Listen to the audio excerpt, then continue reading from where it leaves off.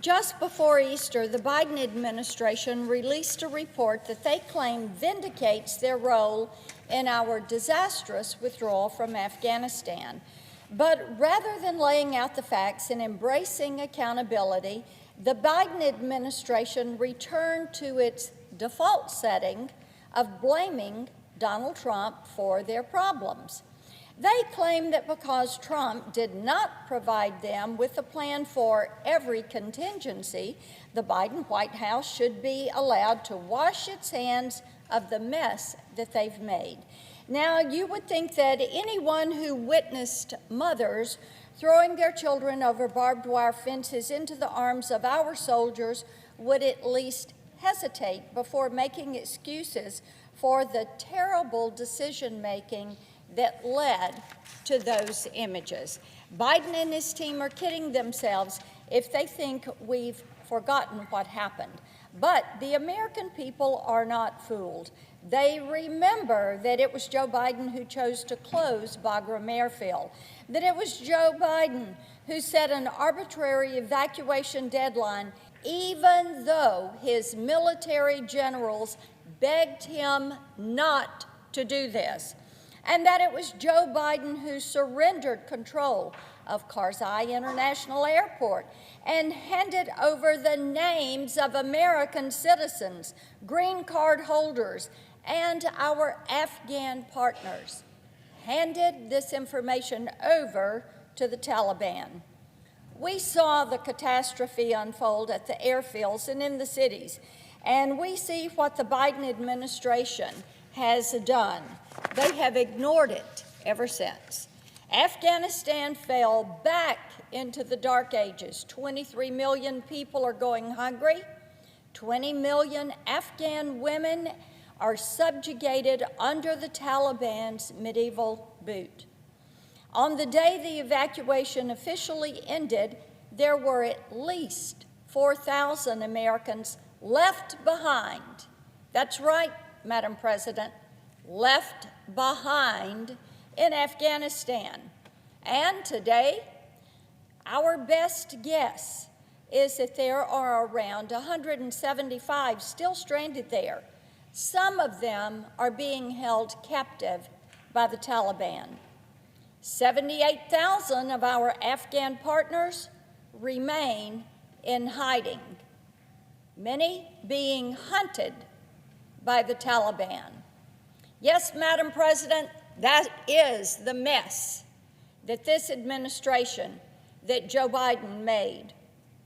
And on his way out the door, Biden also left behind at least $7.2 billion of American weaponry, including aircraft, vehicles, and guns, some of which has cropped up in the hands of militants in other countries. Now, that is $7.2 billion of equipment, part of the $80 billion investment there at Bagram Airfield. And what did Joe Biden do? Here you go, Bagram, the investment in training, the investment in the troops, the investment in infrastructure, and all of that equipment. Now, just imagine for a moment that you are one of our allies watching all of this unfold. It would cause you to be worried, and rightfully so. Biden's disastrous withdrawal from Afghanistan damaged America's image on the world stage and sent once strong alliances into a tailspin. Some of our most important allies now believe that the United States is weak, that we're unreliable, that we're undependable. Now, this is what has emboldened what I term the new axis of evil: China, Russia, Iran, North Korea. They think they've got running room because of the way the Afghan withdrawal was conducted. Beijing wasted no time normalizing relations with the Taliban by offering multi-million-dollar investments through the Chinese Belt and Road Initiative. The CCP knows what it's doing here. Afghanistan has $1 trillion in untapped resources that Communist China has already signed a deal to extract. Since then, they have increased their aggression against Taiwan and elsewhere around the globe, and the Biden administration has had very little to say about it. And emboldened China, going after the $1 trillion, lithium, Afghanistan, rare earth minerals, Afghanistan. That is why the Chinese Communist Party has inked that deal. Oh, what do they do with it? Let's make chips. Let's make batteries. Oh, what are we making those batteries for? Electric vehicles. How about that? How about that? This is what has emboldened the CCP. Afghanistan was a disaster. It was based on the decision-making of this administration. So the CCP is encouraging Russia, Iran, North Korea to join them in that axis of evil and push to global dominance. The CCP even let a spy balloon sashay all the way across this country. We know it pulled intelligence. We know it went across much of our critical infrastructure. What do my colleagues across the aisle have to say? Not much. Not much. They don't want to challenge the CCP and Communist China and Russia and Iran and North Korea. Makes you wonder. Meanwhile, North Korea has leaned into their ballistic missile program, and Iran has openly celebrated a dangerous milestone.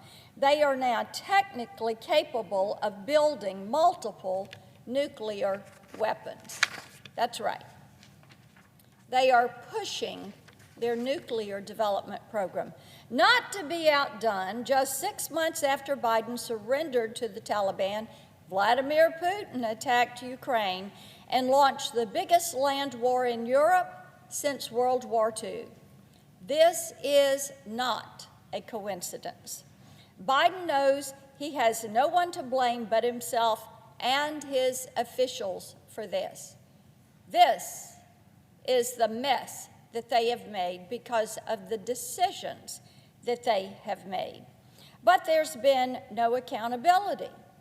There has been no justice for the 13 service members murdered by terrorists during those final chaotic days in Kabul.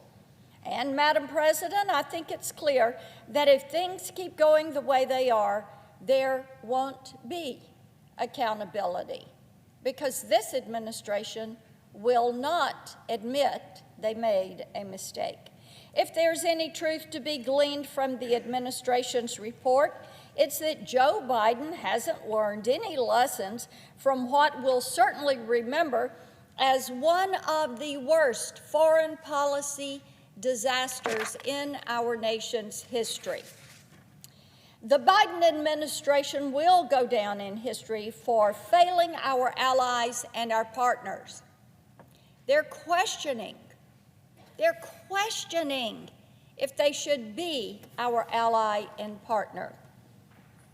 The Biden administration will be remembered for destroying what was a robust economy, for kowtowing to social justice warriors, and, of course, committing to outrageous policy proposals that insult the intelligence of the American people.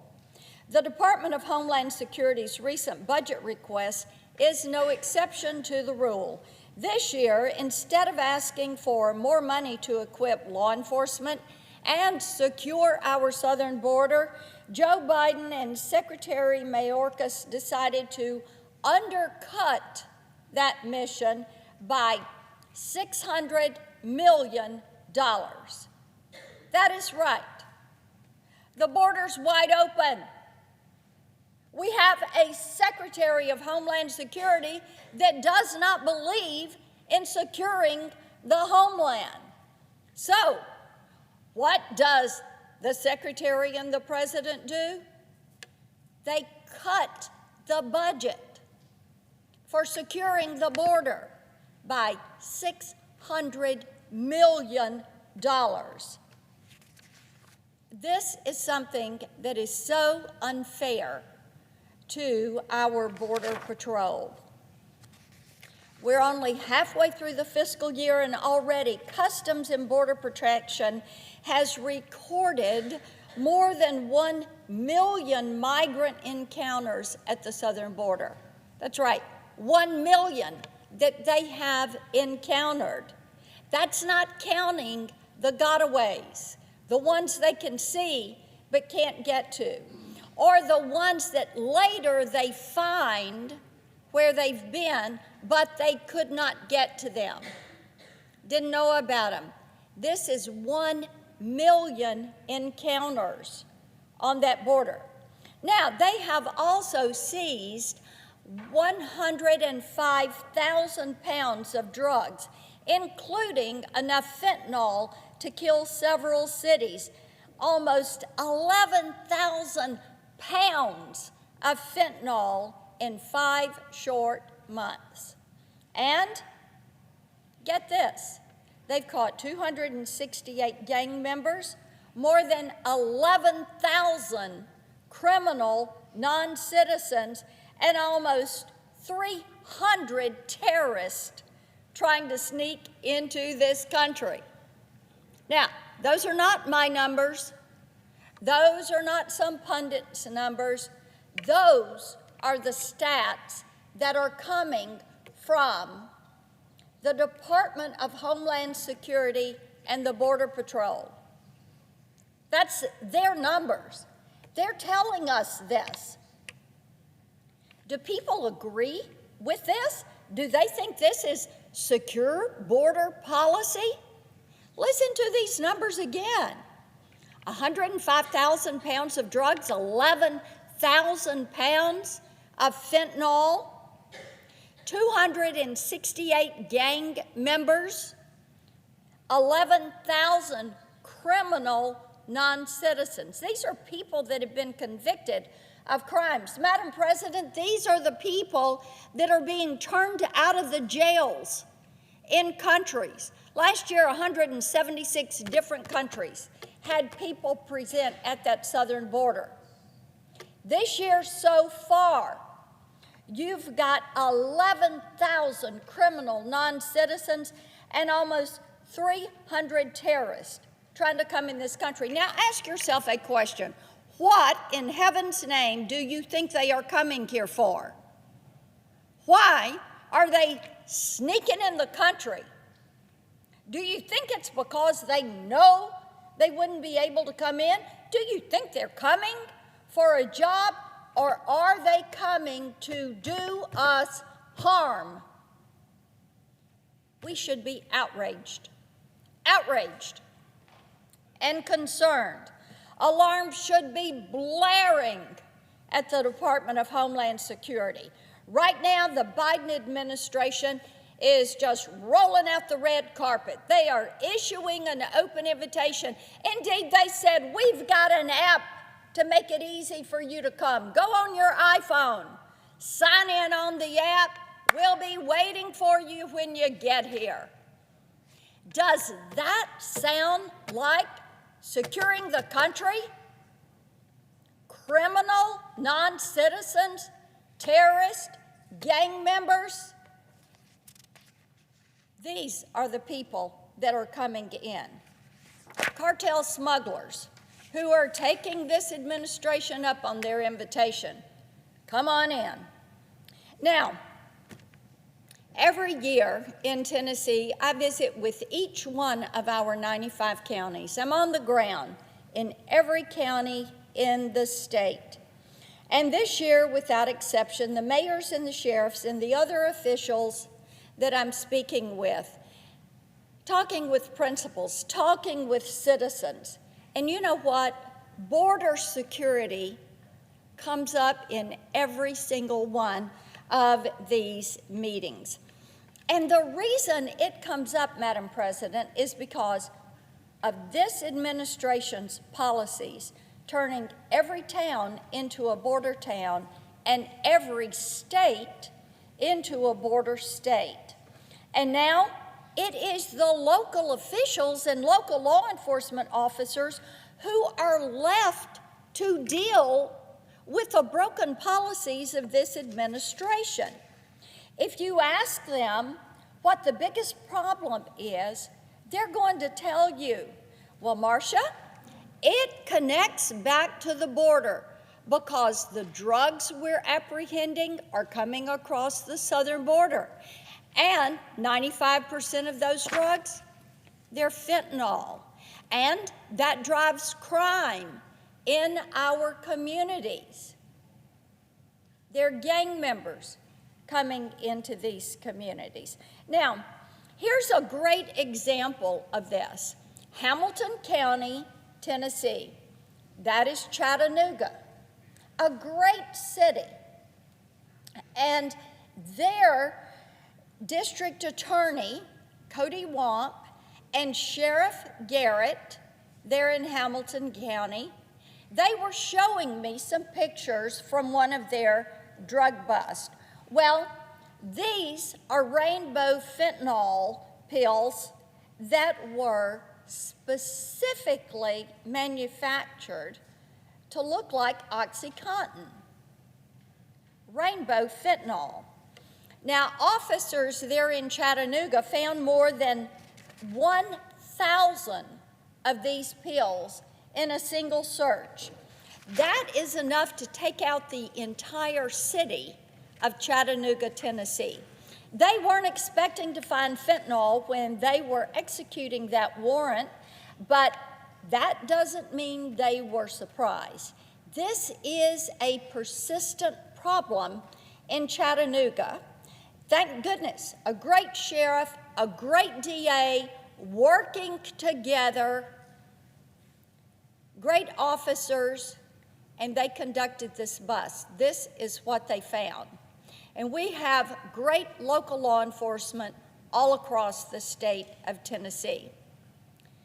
And they will tell you fentanyl overdose deaths are occurring at such a rate that law enforcement does not have all the resources they need to investigate all the cases. Now, this is just one story from one law enforcement entity in one city. But, Madam President, the danger is this is occurring in every city, in every county, in each of our states. And it is happening because President Biden and my Democratic colleagues have refused to support securing the border. And they refuse to hold themselves accountable for the humanitarian crisis that this has created. When Secretary Becerra testified before the Finance Committee about the Department of Health and Human Services budget request, he betrayed the same disregard for basic human decency as Secretary Mayorkas had. He used the opportunity to push his woke agenda items rather than focusing on core operations of the agency. Frankly, it's sad that even a question about whether a Senate-confirmed secretary is familiar with his own job description, especially when he can't answer basic questions about what's happening at the agency he supposedly controls. At the end of February, the New York Times reported that over the course of Joe Biden's presidency, his administration has lost, that's right, lost, more than 85,000 children who were under the care of the Office of Refugee Resettlement. You heard me right. This administration has lost 85,000 children who were under the care of the Office of Refugee Resettlement. To be clear, this is the office within the Department of Health and Human Services that is directly responsible for unaccompanied children who come across the border. And now we know that this agency has lost immediate contact with 1/3 of the children they're responsible for. The Times also reported that the Office of Refugee Resettlement may have approved sponsors who were under investigation for labor abuses, and that case management officers may have been aware of children in dangerous situations, but they chose to do nothing. During his hearing, I asked Secretary Becerra about this frankly horrifying revelation, and he did exactly what his compatriots have done when confronted with their failures. He feigned ignorance. He claimed he had never heard of those 85,000 missing children. Joe Biden and the Democrats might be happy to pretend that we don't have a problem down on the border, but the American people are not pretending that this is not a problem. They watched President Biden throw away a border security policies that were working in favor of an open borders agenda that benefits no one except the drug cartels, the sex trafficking rings that are abusing women and girls, the human traffickers that are smuggling people, preying on people, and physically, mentally, emotionally, sexually abusing them as they make their journey. It's time to put politics aside and get serious about securing this border. And I encourage my colleagues, please join us in securing this border. Join us in saying, let's enforce the laws we have on the books. Join us in saying, let's eliminate the policies that incentivize breaking the law. Let's stand for the rule of law. Earlier this year, I introduced the Stop Taxpayer Funding of Traffickers Act, which would prohibit anyone charged with drug or human trafficking from receiving federal government benefits while they await trial. We could pass this bill today, and we should pass it, because it would make a difference. When I talk to local law enforcement, when I say what would be a way to help, this is the idea they gave me. It's a problem that they have, because many of these traffickers are getting government benefits, and we need to stop that today.